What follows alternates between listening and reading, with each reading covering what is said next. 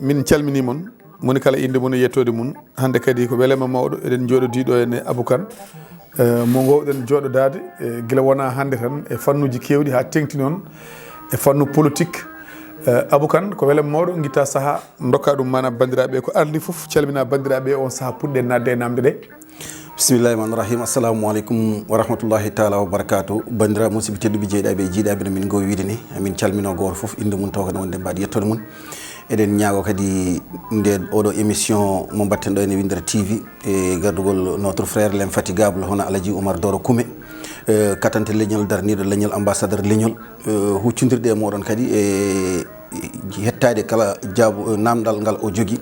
e kadi kala ko mbawɗen jaaɓade hen kadi mais anni o e fanare nde tan ko famminde bandiraɓe kadi ha ɓeyɗo famde e kadi o sondirde e mujeɗe e kadi ko haalde kadi eko ganduɗa ko enen foof ndendi e duttoro caggal ko ɓooyi seeɗa saabu émission men min battinɗen wadde ɗo henna on saaha yimɓeɓe ne mbaɗa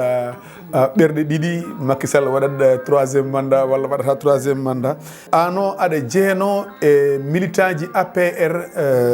winoɓe Macky Sall fotani wadde troisiéme mandat aɗa joguino hen kadi engagement catégorique wiide Macky Sall fotani wadde troisiéme mandat saabu wona ɗum o haalduno yimɓeɓe wona ɗum o haalanno yimɓeɓe caggal mum holko dañƴa? eyyi Oumar ɗum ko welte par ce que effectivement je me rappelle en mbaɗino ɗo émission on sanko wona goto fof susno ƴeftude position wiide yaadani e troisiéme mandat Macky minen noon waɗi engagement amen e Macky Sall ko idéologie politique ko nenɗo o e hoore mum min kooli ko watta ko eko yahata e dow mum ko saabu o haɓinoma ɗo henna troisiéme mandat Ablaye Wade donc hamin nangi konko mo jogui cohérence so wi o waɗi loi mo ganduɗa konko ene haɗamo wonde wadde un troisiéme mandat so yimɓeɓe gone wadde tiraye ene pondira omo wawi wonde constitution ne rokkimo kono min wino so tawi hayso constitution rokkimo yondimago ko hadmo saabu kadi so tawi aɗa haaɓo hunde an hoore ma aɗa fuɗɗi foɗɗade ɗum ɗon donc mbiɗa joguino jorto mawɗo e confiance mawɗo e son excellence le président Macky Sall ko oɗo élection jaheteɗo 2024 Macky Sall bokkata hen heddi noon ko tardini ɗum ko haadimo wiide eyi walla ala foof ko stratégie politique wonno Allah hokki kam kadi gonga nde o waɗi déclaré o wi konko wonani candidat 2 ans manqueuɗo seeɗa caggal jangol régime APR e wondiɓe muɗum holko jangguɗa hen? eyyi 2 ans ko hunde wadde suffisant e nder duuɓi 5 saabu so tawi a ƴefti terrain ma a hokki maçon yo mahane maçon o wi huɓere nde ɗo e duuɓi 5 mami gayno so tawi on puɗɗima engagement ɗo e duuɓi 2 omon e sañce he so sañce o yaari yeeso ha jogoɗa yakar duuɓi 5 maw gaynu sañce o alay saago hayso ka joom guite walla sa wona joom guite ma andu oɗo vraiment ko wi kam ko mo waɗ ɗum donc eɗen mbawi jogade jugement e ɗiɗo duuɓi 2 ɗi ganduɗa ɓe jooɗima jortu jogonoɗo e mabɓe ha tagui 54% des sénégalais hokkiɓe majorité hokkiɓe laamu ngu ɓe jogui ɗum en jii ko heewi hen ene manqui te kala sénégalais jooɗiɗo e nder sénégal ene andi vraiment ene manqui par rapport e promesse uji ɗi ɓe dokkuno sénégalais ɗi par rapport e noɓe mbaɗiranno campagne ni par rapport e noɓe mbaɗatno informé wonnoɓe ɗo ɓe mbawani kamɓe won koɓe mbawi ko ɓuuri ko ɓen mbawi ko so tawi ɓen mbaɗino 10 e nder hitande kamɓe soɓe gaari e nder lebbi 2 haɓe mbawi wadde temedere donc noon en ari e duuɓi 2 enen fof ken sénégal naji en guuri vraiment andude vraiment ɓeɗo koɓe dokka ko ɓe kattanani ɗum ɓe mbawa ɗum donc noon vraiment mbiɗa wawi wiide e nder 2 ans o pour le moment vraiment y a rien ko ganduɗa ko fawi e juuɗe sénégalais ji ko wiyata vraiment minen de min leeri wadde oɗo changement au contraire ko nimsaji ɓuuri en hewde bon ɗo yarate ko ɓuuri ko hande jojjude ko tiraillement hakkude président Bassirou Diomaye Diakhar Faye e premier ministre Ousmane Sonko est ce que aɗa fanno ɗum walla? mbiɗa fanno ɗum saabu jeftani ko histoire men politique de 1960 ha ɗo e 2024 2025 2026 mbiɗa fanno ɗum par ce que ko pouvoir way noon aɗa andi guerre de positionnement ko hunde ɓoyde guila histoire politique guila Lénine ɗum tagui wiya politico idéologie l'art de faire vivre la cité mi diiɗino diiɗi tati gonnoɗo e laamu ne perdi laamu ne yiiɗi heftude ronki gonɗo e laamu ene nangui laamu mum ha tiiɗi ene yiiɗi ene sali yo ɓoccit ɗum e gonɗo e ƴewde holno heɓirta laamu ngu pour wawa hebde laamu ngu noon alay saago haalda e lamminoɓeɓe ha perde yakar e gonɗo ɗo no ɗum woni ko addi ko guurɗen ɗo ko donc vraiment min soɓe mbaɗi probléme hakkude mabɓe min kam personnellement bettata kam par ce que ko réalité pouvoir fotiri noon saabu sen daari hakkude Senghor e Mamadou Dia haade mabɓe jooɗade ene welno ko ɗum adduno confiance ha ɓe dañi koɓe dañi ko sen daari hakkude Abdou Diouf e Habib Thiam sen daari hakkude Ablaye Wade e Idrissa Seck hakkude Ablaye Wade e Macky Sall donc hakkude Sonko e Diomaye ɗum ñakkata par ce que pourquoi ñakkata un président de la république mo ganduɗa ko institution joƴƴinma ɗon ka wonde e yesso sénégalais ɗi min ko ɗum ɗo woni ko kalfinɗo kam ko ɗum ɗo woni ko ponmi wadde on so tawi kadi wiyama goɗɗo ene rewe muɗum ene ɗowa ɗum walla no yiiɗi kañum no yiɗiri ni e o ga no yiɗiri ni eno constitution rokkiɗum ni yaadani alay saago waɗat guerre de positionnement saabu yimɓe fof ne gandi Ousmane objectif makko e fandare makko foof ko laamade leydi Sénégal ɓaɗi ko laamade leydi Sénégal noon oɗo jooɗima peut être min de o wawa o jogo muñal o waɗa mo accompagné par ce que oɗo bilan so moƴƴi ko bilan maɓɓe so boni ko bilan maɓɓe o waɗa mo accompagné ha on jooɗo ene wawi soɓe kaltiɓe pamdira mais o holliri vraiment yiddemo konko jottade lomtade oɗo so tawi wonko ɓe kalduno ko yimɓe pamani par transition hay so tawi eɗen gandi démocratie Sénégal wonko jaɓata eɗen gandi kadi ɗo e 2024 peut être o ronki muñde ha o gayno monda makko walla yimɓe makko donki muñde ha oɗo gayno manda makko ɗum tagui sa yi no wiye Diomaye président banggue ene wiye Pastef banggue te sa daari Pastef woni Diomaye président firti tan ko tira e ma kadi ko yesso fayi vraiment ene waɗe masalaha yimɓe ɓe ne daara mais au fond koye probléme tan sakkitoyto ɗum kam ko analyse am politique rokkiɗum so waɗi tirama hakkilla paire ko goto e mabɓe walla ko population e hoore muɗum non tira e ma ene woni perte kamɓe ɗo foof ene woni perte population par ce que ma wat handicapé en tant que chef du gouvernement ɗowowo gollal programme président de la république so tawi kañum wonko foti wadde waɗi concentré trop e wontude candidat walla wonde candidat en 2029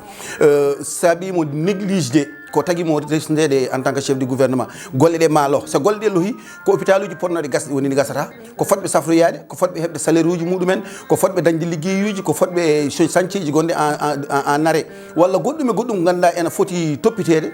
so hakkillaji gone fijirde hakkillaji gonta wawa wonde e golle donc so tawi hakkillaji ñana e haare hakkillaji kone gonta e golle donc wawa yadude saabu ɓe mbi golle kewɗe addata ɗum ko haala seeɗa kono so haala heewi golle wawata heew donc noon alay saago waɗa lohe to banggue population o waɗa lohe kadi kamɓe ɗiɗo par ce que ne heewi calcul aji par ce que Diomaye ne wawi wiide somi perdi Ousmane Sonko oɗo saaha ma wot ko ɗum jibinimi ma wot handicap walla mi ronka laamade par ce que wonko wuuraɗo ene 2021 2029 ene huule so tawi ɓe kaaɓi ɗum mbeɗa wawi artude konkone kadi omona ƴeewa holno calculirte ko hakkilam jarami noon wonani e nder hakkille makko ko analyse kadi mbaɗanmi donc kamɓe ɗo fof koye calcul aji ɓe goni oɗo kadi wiya somi yalti joni peut être ma wot privilége uji ɗi dañanmi en tant que premier ministre mi nattat dañde ɗiɗon privilége uji mi wawata wadde déroulé kam politique am hono no jiidimi ni donc kamɓe fof koye calcul aji ɓe goni honno opposition wondiri e calcul aji hannde no gagnirto mairie ji ɗi eno gagnirto présidentiel 2029 e ɓeɗo kadi no joɗorto continue programme muɗumen ɗum waɗi noon wadde alay saago waɗat caɗele e to faya ko wona ɗum ko ɓuuri ko jojjude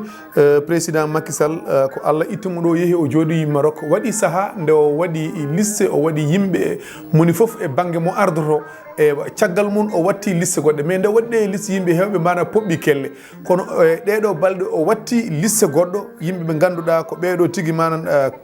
kalfinte walla kalfina ɗowgol manan APR soko tawi mana mi juumani kono yimɓe hewɓe jaadani hen holko woni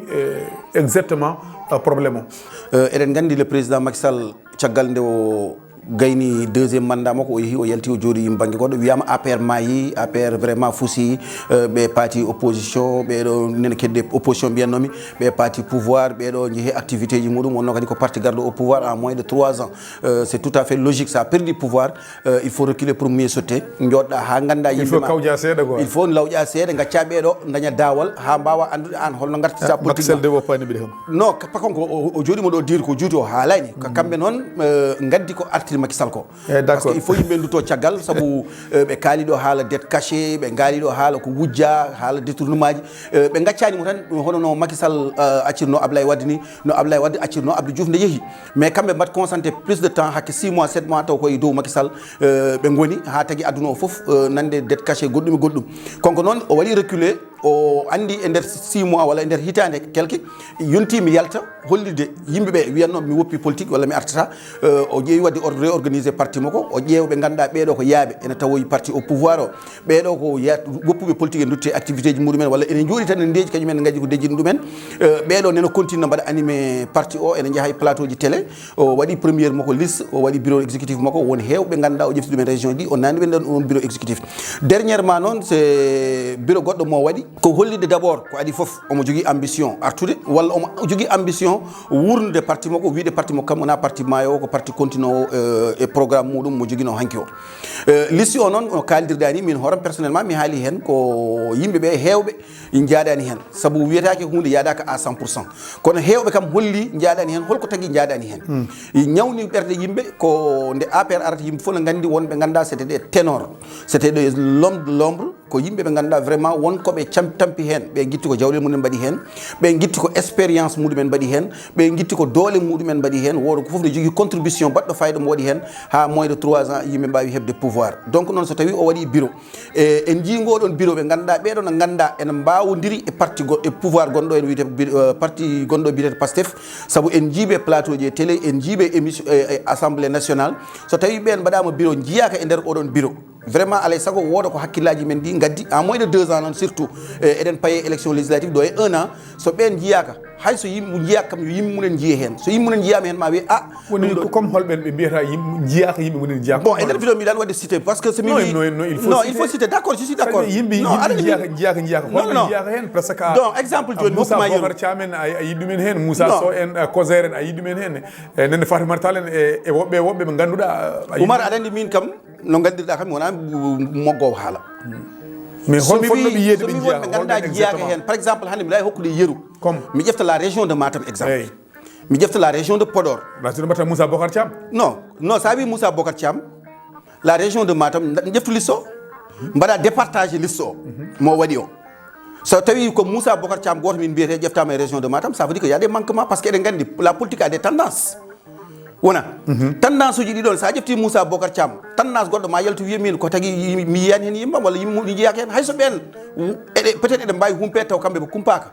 ene wawi taw kamɓe koɓe kalde président walla won koɓe gande président kene enen en ganda ɗum enen kalten ko en tant que militantisme wiide la région de Matam y a des départements en mbawi wiide toutes les 46 départements mais malgré oɗo liste wonno waɗatno ma waɗ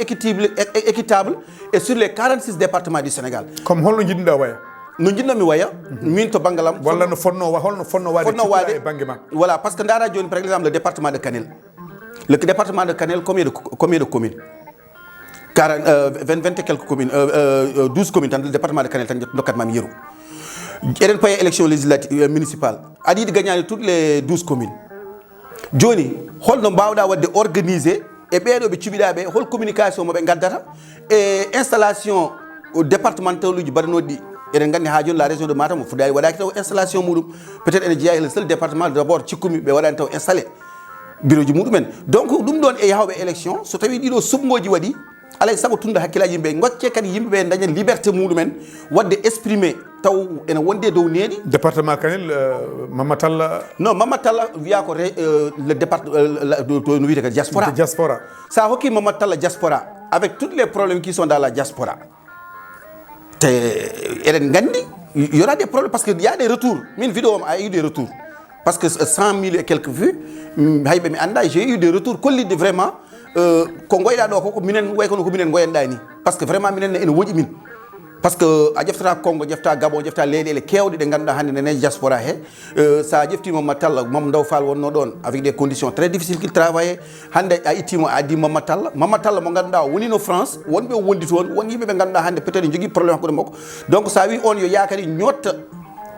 yew waɗ ɗum organisé te enen gandi probléme men diaspora foof ko jeunesse o waɗi reculé holko addani jeunesse o waɗi reculé ko mawɓe ardinaɓe toon ɓe peut être mbaɗani impliqué jeunesse o e nder politique o walla jeunesse o yiyani hoore mum e nder politique o ɗum addi frustration ha perduɗen France perduɗen leyɗele kewɗe ganduɗa APR ne gagnatono ɗum donc so tawi aɗa nawa toon il faut nawa ɗon du 109 il faut surtout le 109 par ce que a wawa dañde un pouvoir jeune président jeune premier ministre jeune des jeunes ministres un parti au pouvoir qui est fraîchement jeune effectivement en jii e nder équipe makko o waɗi vraiment organisé jeunesse o poste uji kewɗi hokki jeunesse o mais wonɓe nawata dans la diaspora a réglata probléme o min kam e yiyandam par ce que min je me dis que avec tout le respect que je dois Mamadou Talla min je me dis que c'était pas le bon choix min kam personnellement min Aboukane holɓe pannoɗa e nder département Kanel so tawi ngal ɗo bindiratgol waɗama ngoɗo sumgo waɗama holɓe pannoɗa e département aɗa sikki ɓe hay sinno inde munen peeñani hen yimɓe munen ma inde munen peeñ hen non aɗani sa yeehi département de Kanel par exemple ƴefta la région de le département Kanel mbiyatnomi sa ƴefti Oumar ko wayno Hassim Bassoum engagement mum guila nden ne noone sur le terrain ƴefta Habibou Thimbo un jeune maire il est politiquement hay so tawi eɗen gandi probléme justice woni ɗon ƴeftoya hannde Idy walla jeftani Mariam Kane walla jeftoya woɓɓe nena e nder Ndendori woɓɓe nena e nder Hunare Diagana en e woɓɓe ganduɗa ɓeɗo ko jeune uji ɓe ganduɗa haɓene sur le terrain haɓe kaɓe donc ɓeɗon hannde so tawi no mbaɗitono impliqué Alassane Mbengue en woɓɓe nan mbaɗitono impliqué ne nanne e nder bureau wiye ɓeɗo de ko président hayde o suɓi ngol to lawol ɓe o suɓino mamaɓe ɗiɗo bureau kono ɗiɗo kam haɓe jeeya e ɗo ngal ɗo gollal so permanence jooɗima la région sera bien présentée mais si tu sens pas que la région est représentée e nder bureau ji ɗiɗon ɗiɓe jewtata au niveau de la COSER n'est pas représenté au niveau de maire n'est pas représenté au niveau de communication waɗaka représenté au niveau de recensement waɗaka représenté donc c'est la région qui gagne surtout ça hande APR yimɓe gandi c'est la seule région qui gagne haut la main donc oɗon région c'est pas parce que il gagne mbiyano ɓen hay soɓe mbaɗaka ala probléme ils vont continuer à gagner wawa continuer parce que pendant 2 mandats eɓe muña mbiya garon ɓe gone opposition haɓe kaɓo ha gara e pouvoir ɓe gona e pouvoir malgré les coups bas haɓe muña ɗum ha gona e pouvoir ha 12 ans ma gasa haɓe muña ɗum ɓe garta e opposition jiiɗa wiide yoɓe continue ɓe muñ ɓe mbawata muñci on se dit la vérité mais est ce que cikkuɗa ngoɗo sumgo ngo jogorani so tawi wonno ko paɗe yo ɓeydu darde walla tengade yo waɗ ɓuɓiri est ce que ngoɗo sumgo jogorani lomtade wontude tengade ɓusrude gandi hoore parti o rewa ɗon dañamana caɗele toon to région Matam département Kanel e ko nandi hen raneri hen non min kam e yiyandam Allah andi ɗon ko woni janggo kono min e yiyandam je vois que ene risque addude des problèmes sauf si konko président Macky omo haalde e ɓe foti haaldude dans les régions par ce que won koɓe mbawata haalde taw eɗen ganda kono il faut yimɓe ganda paaɗen koye élection ɓurɗo wadde enjeu élection présidentielle paaɗen koye élection ɓurɗo wadde enjeu élection législative woni élection municipale par ce que élection locale musgol ngol muusigol wonɓe ganduɗa aɗa wawi haajde juuɗe muɗumen élection législative wonɓe ganduɗa aɗa wawi haajde juuɗe muɗumen élection présidentielle mais wonɓe ganduɗa wawa haajde juuɗe muɗumen e élection locale donc so tawi haalditaka ha famodira no foti famodirede mi yiyat yimɓe waɗoɓe obligé yaade tawtoyde joomay président mi yiyat yimɓe ɓe ganduɗa ils seront obligés yaade tawoyde joom Pastef mi yiyat yimɓe ɓe ganduɗa ils seront obligés yaade dans leur propre liste dolnude hoore muɗumen pour janggo e janggo kala cohluɗo ɓe élection présidentielle ɓe jaaɗa e ma donc somi faami so tawi ko ni jogori waɗe so renaki mana APR koko jogori ɓeydade mayde e leydi ndi ha tekti ɗon toon toɓe wonno base mabɓe woni région Matam non min kam ko ɗum woni ko jiimi hen par ce que ay nani miɗe haala sa daari joni mi ƴefti yeru ay Ablaye Daouda Diallo exemple il y en a beaucoup hein ay ƴefte Maysour Faye miɗo wawi ƴefte goɗɗo e goɗɗo des anciens ministres des anciens DG ɓe ganduɗa ene joguino des bases solides politique solide saabu hande sa daari dans la région du département de Podor peut être wasata won gon to taw mi anda parce que kala kaɗa haala kadi il faut bien yimɓe kaldata yimɓe ko joom hakkillaji famoɓe kono hande sa yiyani Aliou Dembourou ko suusi ko e no darude e ko APR jarani ɗum ko hande sa yiyani Abdou Mbow e ko jarani ɗum e nder assemblée nationale ko wayno konko e Aissata Tall Sall noɓe mbari ni Allah andi noon koɓe kalde président ha joni ɗum woni ko kalanmi min kalanmi ko ganduɗa ko yiyande nde joguimi e analyse mo mbaɗmi heddi noon kamɓe koɓe kaldata less ko peut être a anda koɓe soɓe kaldi soɓe kaldani a anda donc ɓen fof hannde ene welanno so wiyama bureau waɗama fotgonani wiye kaari kadi inde mum nene hen ɗum ɓeɗami confiance liste o inde mum yiye hen liste mum yiye hen walla waɗa des justification claire par exemple hannde son mbaɗi on gayni ɓe mbaɗa une point de presse exemple caggal nde liste o yalti ene wawno waɗede une point de presse au niveau du permanence hokke éclaircissement an militant o ka famano hen paama ɗum gandade ɗum ɗo saabi oɗo liste ko ɗum ɗo woni fandare nde sa yi président Macky Sall nawi 28 joueurs coupe du monde walla coupe d'Afrique o waɗi hen sélectionné 11 no joueur omo sikki oɗo 11 kamɓe mbawi gagnade kono noon ittani 25 o fof ko équipe jeeya to banggue oɗo liste baɗaɗo soko tawino aɗa waɗa wonko jertinta hen onon militant ji ɗi saabu mbiɗa ene wawi taw wonko haalte less taw on ganda wasata won goɗɗo mijotoɗo ko mijotoɗa ko tano e kon taw ala hattan haalde ko kalata ko so tawi aɗa jertina onon militant ji ɓe ganduɗa wonko ne haale tawon tawa ko holko wonata non ɗum aɗa andi kadi il faut que yimɓeɓe ganda liberté haalde e kalɗo o holto o haaldata sans regarder la personne neɗɗo kaalowo o mais daren ko haalte ko addi ɗum ko wonko yalti nde ɗum yalti nde won ko ɗum jibini polémique wonde yaltata yimɓeɓe poɓɓa ya pas à 100% jibini polémique eɗen gandi kadi c'est pas à 100% saabu en jii waɗoɓe publié ene kolli hen weltare muɗumen mbaɗi vidéo kolliri hen weltare muɗumen enen hayde mbaɗɗen hen vidéo he en baddi hen e needi wonno eɗen gandi kadi kalten ko kilifa saabu kilifa mo kalten o en jii ko golle leydi ndi en jii réalisation ɗi waɗe leydi ndi en jii to tawi leydi ndi to nawi leydi ndi à quel prix? Non, à quel prix, quel que soit le prix, mais l'essentiel c'est mieux que rien. Min de mbimi, so mi hokkima ujunere ya fewnam hunde hay sa fewni ko temed jeewam ɓuri mbasa fewnande men 0 franc. Parce que hande o ala ɗo eɗen hutoro berte o eɗen kutoro teruji ɗi eɗen kurto fof quel que soit alpha kam eɗen gandi wonko waɗi ɗo ko neɗɗo wawa ittude donc non min kam le prix m'importe peu hay so tawi noon ko kalis men en mbiyani hay goto yo ittu hen 100 franc ñama so itti 100 franc kadi yo lawol wat liggey muɗum ɗon mbiɗa yaade toujours la réduction des comptes kala baɗɗo ko ganduɗa fawani dow lawol yo lawol yana dow mum mo wawi wonde fof donc non donc ko ɗum tagui mbimi eɗen gandi wonko waɗi réalisé ɗo e leydi ndi ene waɗi impact e population o heddi noon yiyandam min wona yiyande goɗɗo e goɗɗo ɗum tagui mbimi toujours mbiɗa waɗi positif e analyse uji e critique waɗoɓe critique Abou ko haali ko wona konko foti haalde ɗum mbiɗa jaɓanno on ko yiyande mum jogui ma wot goɗɗo kadi wiide Abou vraiment a haali e place amen ko miijonoɗa ko ɗum vraiment komin jiɗno haalde ko peut être minen somin haali wonto wawa yettoyade kono an a haali vraiment way kono ko minen kaalini donc c'est dans ce sens min kolliri minen vraiment min jii liste o caggal nde min jii liste o min mbi tan ko ya iwde manquement les manquement ji baɗɗi ɗi noon ko wonɓe min poɗno cikkino joguino jorto caggal nde makki yeehi ɓe continue hollirde koɓe APR haɓe parnoro APR haɓe darani APR ha ɗo e nder ɗiɗo duuɓi ɗiɗi en jogake e mabɓe sikkitare koɓe woppoɓe APR haɓe jaaha ɓen so jiyaki hen alay saago minen mbiyata kadi ñawi ɓerɗe men par ce que kadi somin jiiye liste ɓe ganduɗa minen min cikkanno ni ko jeehi min meeɗa yiide haɓe gummi haɓe daari to parti to hay sa ari toon événement a yiyataɓe sa fini ɓen kadi a yiiɓe nder liste alay saago tundat hakkille ma saabu kadi sa daari même le capitaine Dieye sa daari hakkille capitaine Dieye nde min jii ɗum hen min j'étais content par ce que mbiɗa andi capitaine Dieye so kam to banggue communication eɗen fo eɗen gandi c'est quelqu'un qui est très pertinent ɗum donc sa ko ɗum tagui mbimi yayide manquement wonko waɗa hen ko moƴƴi wonɓe ganduɗa subama enen ganduɗa ɓe ko dokka ko vraiment enen mbeɗi ɗum mérité par ce que kolli enen mbaɗi ɗum mérité dokka ɗum wonɓe ganduɗa kadi hayso tawi ɗum mbaɗi ɗum mérité enen jiiɗen kam vraiment nde yimɓe gone sur le front ene kaɓe nde min jiyaniɓe hen Abou Kane Allah jarama a jarama Winder TV wima ha lawol gongol inchallahu rabbi. Merci beaucoup a jarama Allah jarama Alaji Oumar Doro Koumé no mbimi tan katante leñol vraiment toujours disponible e haala ko ganduɗa ene humpita yimɓeɓe minenne kadi kala komin kaali ɗo so tawi ene ñawi oɗon jarlo kadi oɗon jaafo galno kadi tan wonmo timmani mais fandade nde tan ko haalde hakke yiyande meɗen wonno kadi min mbi ko hen min jeeya nde hay batte wonani hay batte hamin gonde parti he ha no parti o heeɓi pouvoir eɗen gonde parti o eɗen continue wonde e parti o ha no parti o perdiri pouvoir caggal nde parti o perdiri pouvoir eɗen continue kadi wonde e parti o par idéologie andude vraiment c'est un homme qu'il faut à la place qu'il faut ko parti mo ganduɗa idéologie nanni en hen donc noon à chaque fois mbaɗɗen sentir eɗen jogui ko jiɗɗen haalde somin noddama yomin gar min kaala hen kadi min kalata hen ko rewi Allah kadi ko jokki endam e holli tan kadi ko yiyande meɗen kono ha joni ko ɗum tan woni ko jinno mbiɗen mi ñaagi kadi yafuya e bandiraɓeɓe peut être kadi ma wot haala ka mo yaadani hen mi jaɓan ɗum yaadani hen ma wot kadi goɗɗo yaadude hen mi jaɓan ɗum mi yaadi hen saabu kañum ne goto foof no gomi wiide ni oto daare noon kaale o koto daare ko haala ko c'est très important daarede ko haala ko mbasen darde kaalowo o oɗon jarlo oɗon jaafo musidɗo mon Abou Kane Hawre bandiraɓe mboɗo sikki on keeɗima hakkude men Abou Kane e émission Sénégal men no wiiri ni en gartata hen kala ko gantiɗe e yewtere he en ñaguima yafuya so longguere mawde waɗi nokkude ma ɗum jomum yilno hen fanno hen ko haranduru moni fo noon ene jogui hattan haalde yiyande mum ene foti haalirde taw ene wonde needi o waɗi ɗum omo wowi wadde ɗum bandiraɓe Allah jarama on jarama min dokkat moon aadi e neɗɗo goɗɗo ha lawol gongol